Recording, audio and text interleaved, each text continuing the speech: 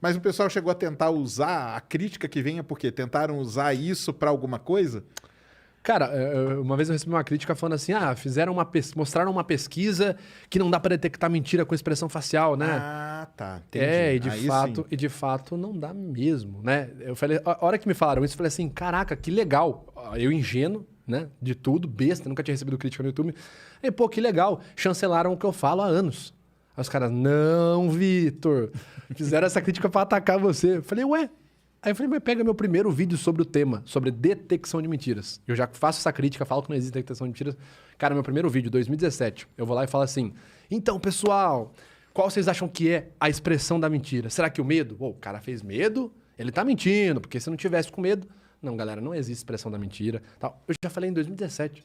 Falo, cara, não existe. O que está em completa consonância com os estudos mais atuais sobre a avaliação da desonestidade, que a gente vai entrar... E é uma área bem nebulosa, eu admito, é a avaliação multicanais. O artigo Detecting Deceit via Non-Verbal Behavior Analysis da equipe do professor Albert Vrij, de Psicologia Jurídica, faculdade da Pensilvânia ou Transilvânia, enfim. Eles realizaram uma pesquisa somente sobre a avaliação da desonestidade. Entendi. Qual que é a conclusão que eles tiram? Eles tentaram várias formas diferentes de detectar a desonestidade em casos jurídicos onde o réu estava sob pressão. Lembra que a gente falou nos bastidores, Sim, né? sim. Não é qualquer mentira então, que você detecta também. Então. Né? Mas eu acho então que a crítica vem porque ter a expressão, todo mundo sabe que tem. Não, eu já recebi pessoa falando que Talvez. não existe expressão facial. Mas como assim? A pessoa fala, não existe expressão facial. Aí ela tá lá assim, ó, escrevendo, né? Com raiva na cara. Porra, velho, você tá maluca, bicho. Que isso? Exatamente. Você devia ter falado assim, manda uma foto de agora. Na hora que você estiver escrevendo pra eu ver a sua expressão. Ai, caraca, velho. Mas talvez a crítica maior seja isso, no que o pessoal quer usar. Talvez nesse lance de detectar a mentira, né? Sim. Mas olha, de fato, isso sempre foi falado. A maior precisão que a gente tem, e lembrando que a avaliação da desonestidade, o protocolo SCANS, que é o protocolo mais pesquisado atualmente, que é o queridinho aí do FBI, da CIA, da SWAT, cara, ele é um método supositório, tá certo? Eu vou usar para fazer uma suposição e corroborar minha análise com evidências, com provas. Por isso que a gente está falando de pesquisas que são realizadas no sistema jurídico, geralmente, né?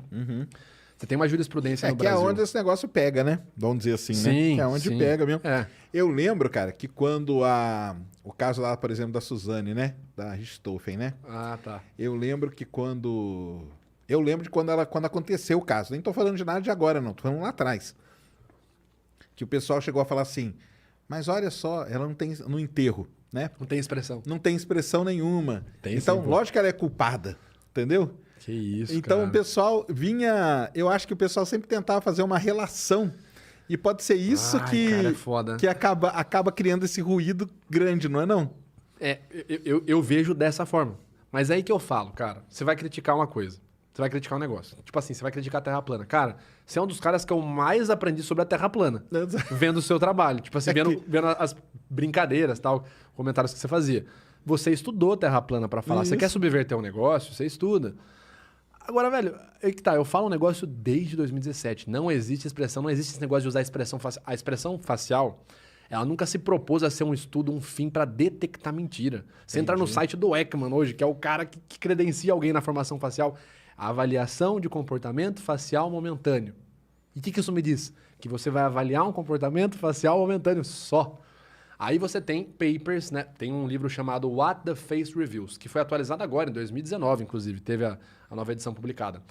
Esse livro, o que ele é? Ele é um compilado de Fact Certified Coders, assim como eu, em áreas da medicina, jurídica, saúde mental. Então, é a galera levando isso para outras áreas. Tá? A galera pesquisando, por exemplo, hoje, nos hospitais aí, tem muitas pesquisas que foram baseadas no FACS para ter a escala de aferição de dor. Para averiguar, por exemplo, quanta dor o paciente está sentindo. Pela intensidade de contração de determinados músculos, entendeu? Certo. Então, assim, é o que eu falo, você vai criticar, faz o mínimo de pesquisa antes de falar, entendeu? Essa é a minha visão, pelo menos. Tanto que quando eu vou criticar alguma coisa, que nem eu critiquei recentemente as pistas oculares. Tem uma galera que tenta um método engessado, que nunca teve validação, sempre foi pesquisado, nunca obteve margem mínima. A precisão de detecção de mentiras com essa técnica é 48%, tá? Só que para criticar isso, eu precisei ler livros, eu precisei ler papers da galera tentando validar isso. Que você ouvir e falar assim, isso aí não funciona. Mas por que não funciona? Você pesquisou? O que Você não tem que ter funciona? estudado. Não, é o que eu falo mesmo. A gente, para combater um negócio, a gente estuda, mas eu brinco, eu até falo da Terra plana e da ufologia. Eu sou o Você livro que eu mais foi leio, cara, então. Eu que fui, loucura. né? Os livros que eu mais leio é de ufologia, porque eu tenho que entender o que o pessoal tá falando para eu poder ter uma base, Sim. né, para falar. Mas aí também eu acho, cara, que a culpa é meio da imprensa, talvez. Ah, Light to Me, pô. Light to Me é a série que popularizou a linguagem corporal, o que que era? O cara fazia assim, ó, então é por isso, né? O Tim Roth, ele parava, Ah, então. balançou a cabeça, você... Na verdade, você nasceu de parto cesariana, e você... Da onde o cara tira essas coisas, sabe? The Mentalist, essa série que todo mundo fala. Então eu acho que é por isso que deu esse negócio, cara. Porque veio esse... Mas vê um vídeo meu antes de falar, cara, é o que eu É, falo, não, cara. é. Vamos criticar, mas, pô, Não, tem vamos esse pesquisar. Então, Não, e aí você pega todos esses casos famosos aí, o pessoal faz, né? Tenta, né? faz. Às vezes você pega entrevista. E também eu acho assim, que é meio sacanagem você falar assim, não, vamos entrevistar aí. Deixa eu lembrar aqui um caso bem recente aí daquele cara MC. Esse Kevinho. Kevin, o cara que morreu lá no Rio, né? Pegaram a esposa dele, né? A namorada dele. Todo mundo. Pegou. E, mas a pessoa tá ali numa televisão falando. Cara, ela já tá sobre um tipo de tensão Ansiedade basal. que já tira, né? Tudo. Não, e detalhe, o grosso do depoimento já saiu. Sabe por quê? O Dobson e Houston são dois neurologistas. Eles falam do processo que a gente tem no cérebro, o tempo que a gente sustenta um estímulo. 7 segundos é o tempo limite, cientificamente falando, que eu consigo sustentar minha atenção a esse estímulo. Se eu for dissimular, tudo que passa de 7 segundos eu vou começar a fazer analogias na minha cabeça, para conseguir mentir melhor. Então você imagina, o cara deu o depoimento. Já passou muito mais de 7 segundos que ele teve contato com a evidência na cara dele, a foto do Kevin com a cabeça aberta. Então o cara chega no programa de TV, cara, ele já montou a assessoria jurídica dele, já falou, fala isso, fala aquilo. É uma zorra. Já perde todo. Por isso que eu sempre falo assim, o pessoal fala, o Vitor é limitado. O Vitor não consegue nem falar o que o cara pensou. Cara, porque não tem como. A não ser que eu esteja trabalhando no caso. Então, e entendeu? aí é uma pergunta minha. Você já trabalhou em alguns casos? Já.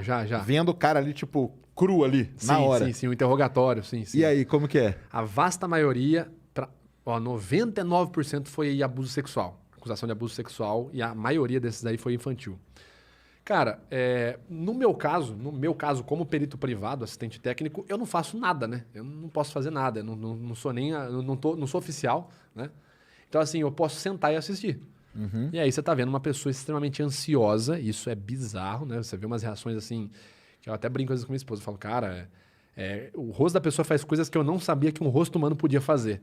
É tipo espasmo, você vê a pessoa com o rosto tremendo. Entendi. Por exemplo, o espasmo, configura como o quê numa avaliação? Nada, idiosincrasia. Não dá pra você tirar nada do espasmo. Entendi. Se o cara, por exemplo, começa a ter uma crise como eu já vi, um cara ter uma crise de pânico, ele pode ter uma paralisia, uma semi-paralisia facial. Acabou a análise ali, entendeu? Perdeu a análise inteira. Então, quando a gente analisa um caso, não estou realizando uma perícia, né, como técnico, como perito judicial ou como assistente técnico, né, perito privado, a gente tem que seguir protocolos. É por isso que sempre que eu vou fazer um vídeo no YouTube, eu falo da onde eu tirei. Ó, isso aqui não sou eu, o Vitor, que está falando. Olha, esse artigo, essa fonte, critério tal, músculo tal, parará, abobrinha tal. Beleza. Porque não dá para eu falar nada, ainda mais quando eu vou gerar um laudo para o judiciário. Claro. Eu não posso chegar e falar assim, mentiu. Por quê? Porque o Vitor metaforando falou, foi metaforado. Não dá pra eu falar isso na audiência. Entendi. Entendeu? Cada laudo meu é um TCC que eu tenho que apresentar. Claro. E quando tem sustentação verbal? Porque você pode ser inquirido, né? O perito do outro lado pode te inquirir. De onde você viu isso aqui, ô Vitor? Cara, se eu não tiver com o arquivo em dia, com o arquivo na cabeça, artigo científico, eu rodo.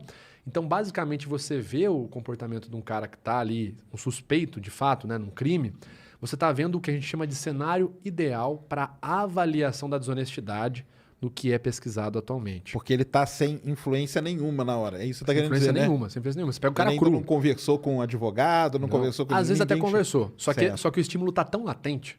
Ele falou pouco. Ele ensaiou pouco o que ele vai falar, entendeu? Entendi. Então ele tem uma dificuldade maior de acessar a máscara que ele criou, vamos dizer assim. O que acontece?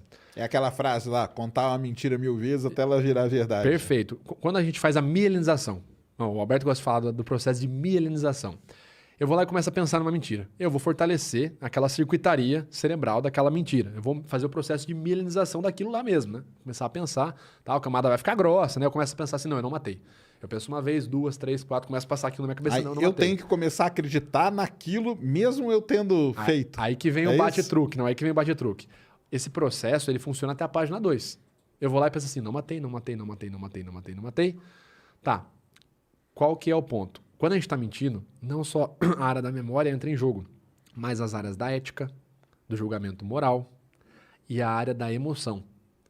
E o que acontece na mentira, em situações que a gente chama de high stakes lies, que são as situações de alto risco, você tem aí papers da Linda Cameras, do próprio Vrij, né, o Albert Vrij, você tem o Cliff Lansley, a Jordan Lansley, enfim.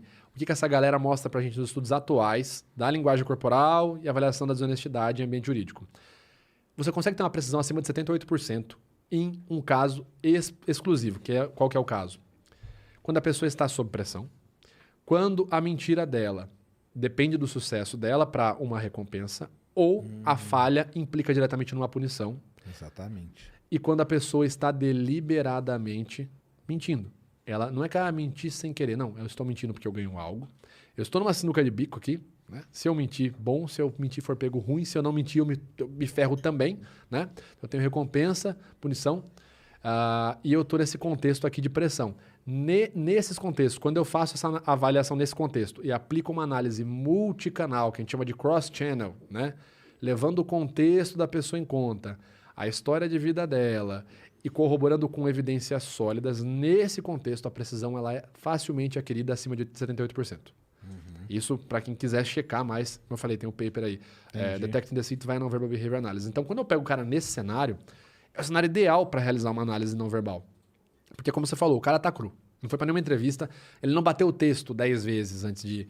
Ele falou pouco com o advogado, ele tá com medo do cacete de dar ruim, entendeu?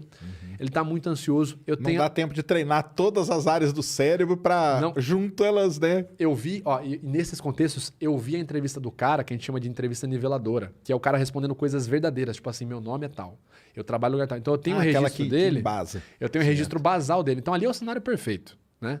Quando você vê o cara na entrevista de TV, o cara tá com trejeitos que o advogado falou, ó, inclina mais o peito e tal. Não é o cara, entendeu? Não é o cara falando. O advogado hoje, ele já treina o cara pra tentar... Opa, eu já recebi consultas várias vezes, cara. Ah, é? Pra ter, faz tal expressão pra... Como o meu cliente pode se comunicar melhor, né? Aí, tipo assim, não, vamos ver qual que é a história do cara aí, calma aí, né? Entendi. Então, quando eu pego o cara nesse cenário, é o cenário ideal. E um outro ponto bacana...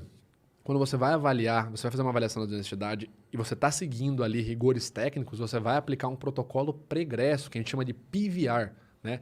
Que é o Planning, Exploring, Studying, Preparation... Nossa, agora fugiu as siglas.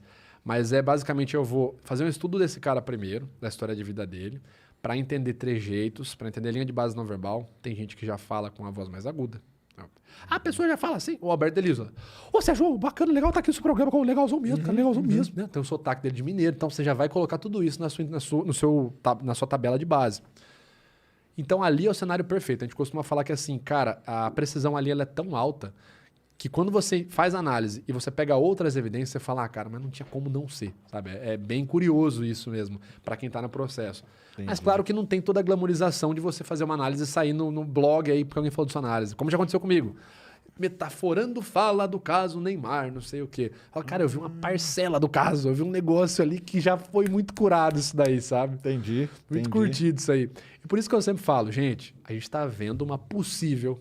Começa o vídeo com o meu disclaimer, né? É uma possível interpretação, blá, blá, blá, blá, blá, blá. E eu nunca falo mentiu ou não mentiu. Não é porque você tem medo de errar. Não, cara, porque não dá pra avaliar muita coisa ali, entendeu? Ali eu vi que o cara já passou por uma entrevista com o advogado, bateu o texto, ele tá ansioso porque... Cara, o simples fato da luz na cara do cara, ele vai suar mais. E já muda, entendeu? Até pode até mudar a expressão, ele vai ficar franzindo o senho aqui. Então, quando você vai pra essa esfera, é muito complicado. Agora, você tem gente na internet que pega aí a entrevista da TV, por exemplo, caso do Flor de Lis, o cara pega a entrevista, faz a análise, o camarada, e fala, olha, acertei aqui porque saiu a notícia dizendo que o Flor de Lis foi preso. Fala, cara, não é bem por aí, entendeu? Entendi. Você não valida uma análise não verbal com uma notícia de jornal, né? A notícia de jornal não é uma notícia de jornal, tem um vale entre chegar aquela notícia publicada, Claro. fulano é inocente, fulano é culpado. No Brasil, recentemente, em 2017, nós tivemos um camarada que foi absolvido após esfaquear a companheira, por ciúmes, né? Porque ela tinha traído ele, foi absolvido como legítima defesa da honra. Dá pra você pegar e falar, esse cara tá falando a verdade, tá tudo certo. Então, tem um abismo entre você pegar a notícia de jornal e falar, tá tudo ok com a minha análise, e você realmente fazer uma análise e buscar validação na ciência. Né? Sim.